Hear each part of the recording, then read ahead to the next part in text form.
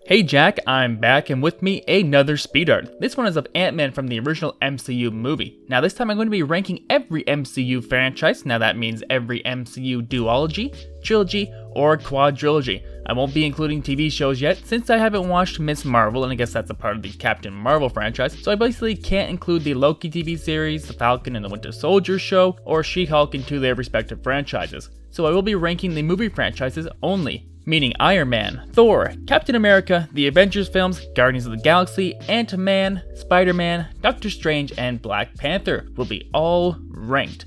These will be both ranked as how they function as their own franchises, how each film is in the franchise, and my own preferences of course. So from number 9 to number 1, let's get to the ranking. Coming in at 9th place is the Thor quadrilogy. It's crazy to me that Thor is the only MCU character thus far to get their own quadrilogy, but most of his films have been pretty mediocre. Now, I don't actively hate any of his films. I think his first two are actually like a little boring and a little strange, although there is a lot of good things in them, like the sets and the acting, while on the flip side, the newest film feels like a parody of the Thor that we knew from the first two films, with sets that seem a little too outlandish, meaning the only film that I think is really good is Thor Ragnarok. While I know some people complain that Thor is too much of a joke even in that film, I actually think the movie itself is pretty good. But I think the best thing this series has going for it is Chris Hemsworth, who has so much charisma and just elevates the material quite a bit. But for a 1 out of 4 positive rating for his movies, Thor's franchise comes in last place. Coming in 8th place is the Doctor Strange duology. Now I think both of these films are okay, but the first film was a little too boring, while the second felt a little too clunky, although I think it was a little stronger than the first film. Much like Thor, it kind of relies a little too much on the charm of the lead star, who is perfectly cast. I also think because the second film is a quasi-sequel to the Spider-Man film, No Way Home, you can't really watch it without some of the other MCU baggage, and the CGI was a little spotty in certain sections. So for a set of films that I'm only okay with, Doctor Strange comes in second last. Now, 7th place is going to be where people probably disagree pretty strongly with me. Like, I fully expect people to not agree here. But remember, this is only my opinion. If anyone likes these films that I don't like, that's amazing. I want people to like whatever they like. So with that said, in 7th place is the Spider-Man MCU trilogy. Now, my main issue with these films is that they feel like they don't really have much heart or soul to them. Might just be because I've already gotten a Spider-Man trilogy that spoke more to my sensibilities, but everything just seems so flat. The characters, the writing, the villains, it just doesn't match what I know is possible for this character. But Tom Holland is well cast and does his best with the material. Maybe it's just my expectations are a little higher for a character that I grew up loving than characters who are a bit more of a blank slate to me. I don't know, I just wish these films did a little more for me. Even No Way Home relied heavily on previous versions of the character who I think carried that film. So all in all, they aren't horrible movies, they just aren't particularly my cup of tea. Coming in 6th place is the Black Panther duology. Now the first film is a pretty great origin to Black Panther and Chadwick gives it his all. They also lucked out on getting Michael B. Jordan to play Killmonger in that film, and despite some spotty CGI, the movie is quite good. Now the second film suffers because of Boseman's passing. Obviously that is no fault of the filmmakers and is actually quite sad, but because of this the film feels more like a funeral for a character rather than a film of its own. It's well shot, has great music, and Namor is the highlight, but altogether it just feels like it would be upsetting to watch it again. I also think the Ironheart stuff felt a little too shoehorned in to set up her own show, like they could have thought of a better reason to propel the plot forward without her, but nonetheless, these are both solid, if not somewhat somber movies to watch. And coming smack dab in the middle is the little guy himself, Ant-Man. Now I know a lot of people don't love his movies, but I think the first two are quite serviceable Marvel films. The first one in particular has a lot of cool sequences, some great casting with Paul Rudd and Michael Douglas,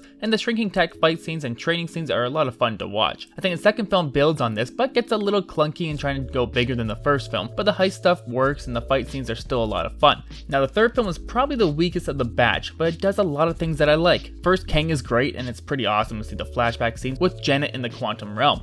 I also like the weird stuff in the quantum realm as well. I just wanted more weird stuff. Like, why do any of the characters look like humans in the quantum realm? Like, make them more strange and alien-like. I also like how the ants sort of saved the day with Hank getting more involved in the action, although it does falter with some flat camera movements, body CGI, and a little less than stellar script. I also think that Lewis was sorely missing from the action in the third film, so with the two films that I like and the one that's okay, Ant-Man comes in 5th place. In number 4 is the Captain America trilogy. Now again, the casting is just superb with these films. Chris Evans really feels like the character and he carries the first film all on his own, which overall is a fun movie, but never really excels beyond what is expected of a Marvel origin film.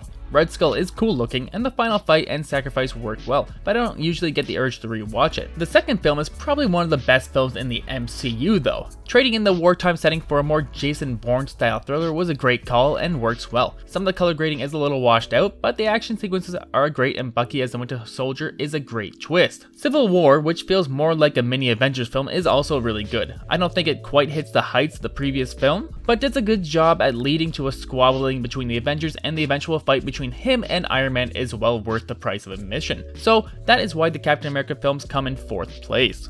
And in 3rd is going to be the Avengers quadrilogy. Now I feel like the first 2 films can kind of be watched on their own and not much is lost, but if you want to enjoy the last 2, you basically need to watch every single film in phase 1, 2, and 3. Thankfully, that doesn't hinder my enjoyment of these films as they do so much to pay off so many different franchises, and come together with a battle that is sure a little messy on screen, but has a lot of emotional resonance. The first 2 films are also groundbreaking, especially the first one. Nothing like it had ever been attempted before and it was a huge gamble. But the action scenes are clear and precise, especially in the second film. I also think the characters felt more like a family unit in that film as well, which helped to sell the characters' relationships. So even though they can't really be watched on their own, the Avengers films are great and come in 3rd place here. Sliding into number 2 is the Guardians of the Galaxy franchise. Now I can't mention the Christmas special, which was great, but it was technically a TV special, so I'm only looking at the first 2 films. The first film is probably one of the best superhero origin films, period. It perfectly sets up the universe it's in and the characters while widening how deep you can dive into the Marvel universe. The music choices are spot on, and the characters just have a great rapport with one another,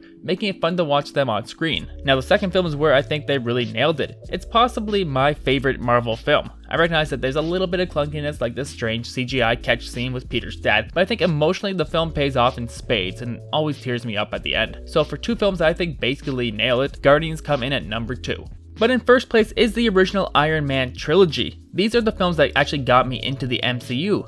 Robert Downey Jr. embodies the role and really strikes the perfect balance of being a charming jerk that is fun to watch on screen. Not only that, but the action sequences are fun to watch as well, with the tech and the CGI actually holding up pretty well.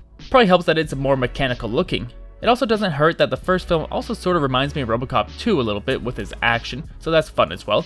But really it's just a solid trilogy. While the 3rd film relies a little bit on seeing the first Avengers film, it works really well on its own and has a great arc for the character as a whole. So that is my ranking of the MCU franchises. Feel free to leave your own ranking below. And if you haven't seen it, I have a new animation on my main channel going through Ant-Man's surprising evolution. It's actually pretty interesting as he has some weird 90s and 2000s versions that I think often get overlooked. So you can check that out on the main channel, link down below. Also thank you to Charlie Ragsdale for joining the Patreon recently. So until next time, I've been Aaron, and I'll tell you something later.